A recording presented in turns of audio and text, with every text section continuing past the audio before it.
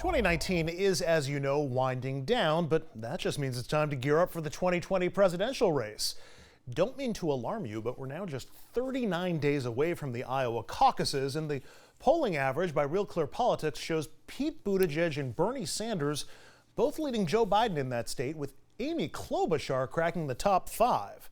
While the top 4 are all within 6 points of each other in New Hampshire, and somehow Tulsi Gabbard is in 5th place in the Granite State. Nationally, Joe Biden holds an 8-point lead over Sanders. Elizabeth Warren is the only other candidate in double digits. And Michael Bloomberg now cracks the top 5, polling at 5%. Here to discuss all things 2020 is Paul Steinhauser. Paul is a national political reporter. He's based in New Hampshire. He's also the former political editor at CNN. Paul, I want to start with what, to my mind, has been the biggest debate of the cycle for Democrats, the fight between the progressive left and the moderate middle. I thought the left was somewhat ascendant. Warren and Sanders were doing well. Then came Medicare for All from Warren, and her numbers seemed to crater. The center seemed to prevail. 2 more centrists entered the race, and I figured that was the end of the left.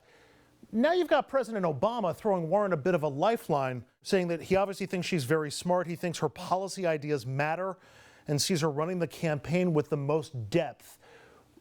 Is that getting any play in New Hampshire? And where is that divide right now in New Hampshire? Do progressives there think that they can actually get a nominee to win the election? Yeah, no, the former president's comments definitely making some news on the campaign trail here in New Hampshire and nationally. But that's not an endorsement. Remember, former President Obama staying neutral in this race. And for good reason. He doesn't want to put his print on this race until after the nomination is decided. And B, listen, he's got his good friend and former Vice President Joe Biden in the race, his former cabinet secretary for housing and urban development, Julian Castro, and one of his best friends, Deval Patrick, in the race.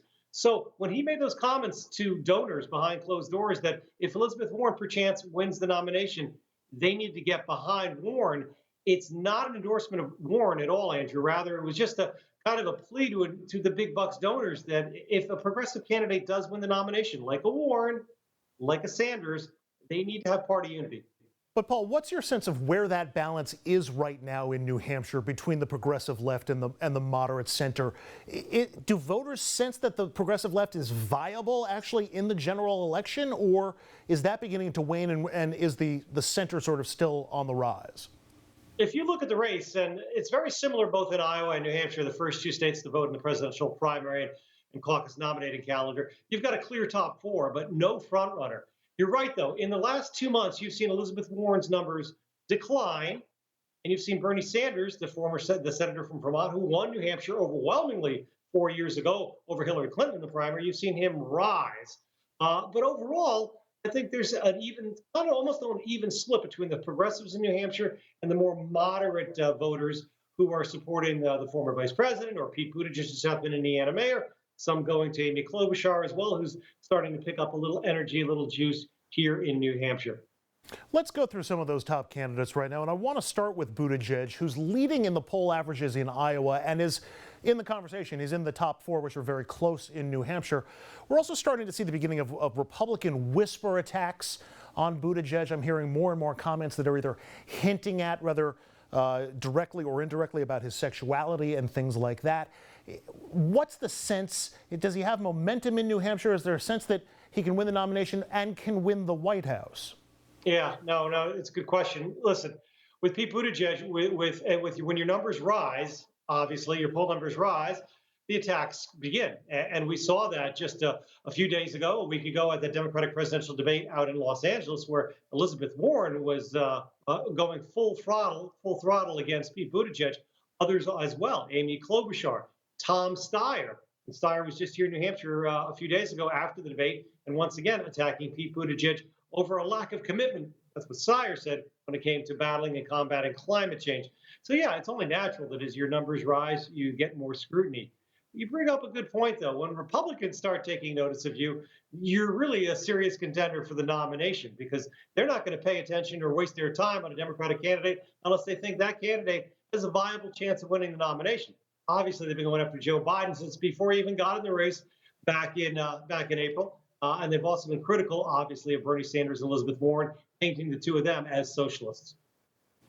Do you get a sense on the ground in New Hampshire, Paul, as to whether Bernie Sanders or Elizabeth Warren is doing better than the other? Sanders' numbers have been remarkably consistent. His numbers are actually going up a little bit. You and I have already discussed my theory that I think he's a Democratic version of Ron Paul with a high floor and a low ceiling. But would it surprise you if either one of the two of them was giving the victory speech on primary night? Yeah, here in New Hampshire, both are extremely well known. Obviously, they come from neighboring states.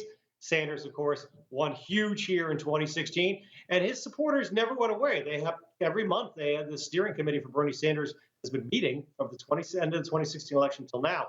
Warren, she's in the Boston media market, right? That's almost the entire population of New Hampshire sees the Boston television, so we know her as well. Both have the ability to jump into New Hampshire just for the day, hold a couple of campaign events, and then go home and sleep at night. Nobody else in the field, other than Deval Patrick now, the former Massachusetts governor who just jumped in, but nobody else really has the ability to do that. So that's why they can come to New Hampshire over and over again. It's very easy for them. You're right, though, as we've seen, the poll numbers for Sanders here in New Hampshire have risen over the last month, and Warren's have deteriorated here, as well as Iowa and as well nationally, especially when it came to Medicare for All. I think that's been her downfall. Sanders has been very consistent on Medicare for All since day one.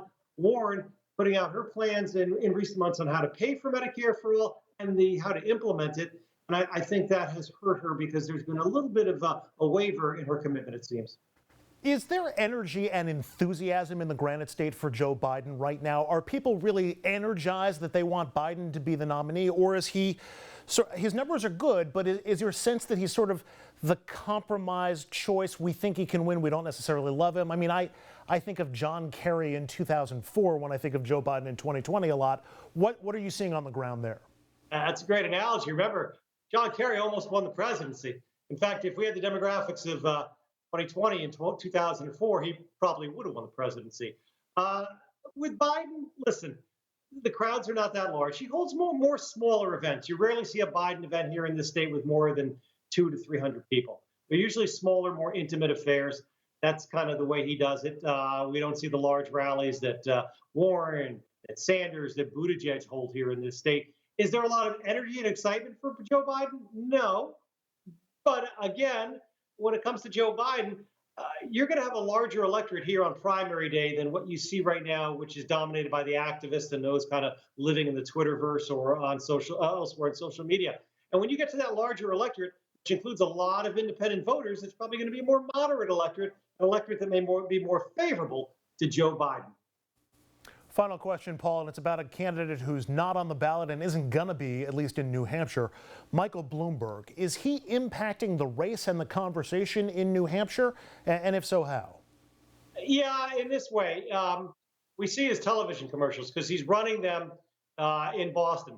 Massachusetts, of course, is a Super Tuesday state, one of the 15 that votes on Super Tuesday, and that's what he's concentrating on, the bigger states and Super Tuesday states where a lot more delegates are at stake than the early voting states. So we see his commercials a lot. New Hampshire voters are well aware of Michael Bloomberg, but he's not setting foot here in New Hampshire. Another billionaire who's also putting a lot of TV commercials up here in New Hampshire, Tom Steyer, he is actively campaigning here in New Hampshire. Paul Steinhauser is a national political reporter based in New Hampshire. He's also the former political editor at CNN. Paul, as always, thank you very much. Happy Hanukkah. We'll talk to you soon. Andrew, Happy New Year. And up next, new developments with the former governor of Kentucky, who granted hundreds of questionable pardons on his way out the door. And now the FBI is getting involved. The story right after this.